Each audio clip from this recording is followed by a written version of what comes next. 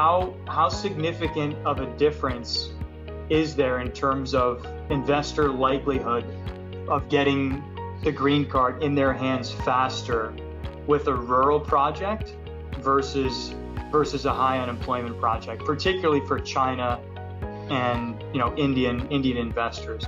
If we were to assume that all the petitions in each of these categories were being processed at the same pace, it would obviously be the most beneficial would be to have filed in the rural area, because they are going to get 20% of the reserved numbers. And I believe the first category, again, assuming all the petitions which are being filed are being processed at the same time, I think it is very likely that a final action date would be imposed in the infrastructure reserved area, because they're only getting 2% of the limit. So the amount of numbers that are going to be available under that limit is going to be much lower, and per country limits apply to each of these reserved categories. So of the 400 numbers of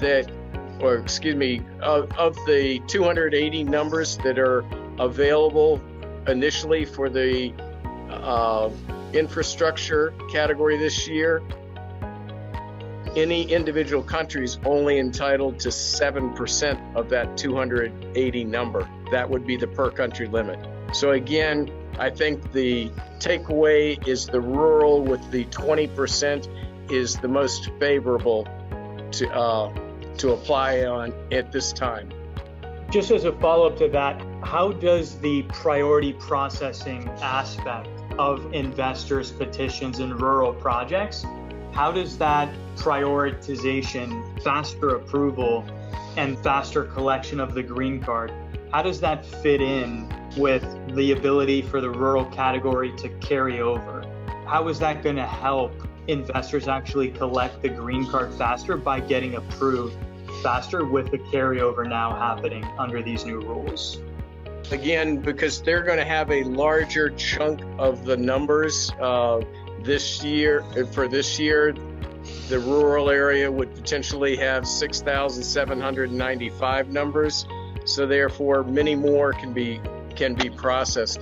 But again, it is going to be important to know how fast these cases are actually getting approved. So not only the amount of filings, is there a discrepancy among the approval rate or in terms of the time to get the case approved in each of these three areas? And that is the great unknown at this point.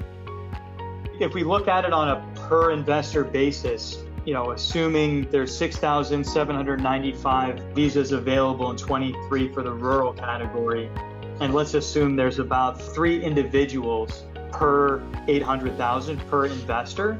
So that means about 2,200 investments, each of 800,000. That would have to happen theoretically before those visas would be exhausted. Said differently, 2,200 people can invest 800,000 in rural projects, the first 2,200, let's say, and not face any type of a backlog. Correct. And that is, you bring up a very important point. Each applicant in a case counts against the annual limit. So that is a very important thing to remember. But again, that's why I think I think that anybody who has filed a petition in any of these three categories up to this point, I think they should be very safe once a final action date is applied. And again, if and when reliable information is published, it will be easier to make some type of estimates of what type of final action date may be required once they are being established.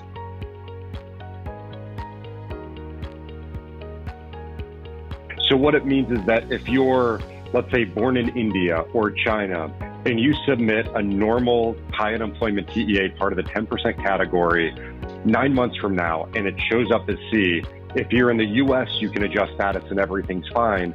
But likely by the chance you actually get approved, you are behind everybody else. So even though it could show C, there is a chance that there's been enough applications to already make that category eventually go into backlog. Because I think there's a lot of confusion there of if it shows a C, it means there's no backlog, when in reality, that means that if you're approved today, it's current, not that in the future when you're approved, that it's current. Correct. The C just merely means that the current demand for number use does not exceed the amount of visas available. So, as you say, there could be enough cases in the pipeline to require a final action date at some point, but I do not believe that will happen until the second half of 2024, and probably not until the summer of 2024, if then.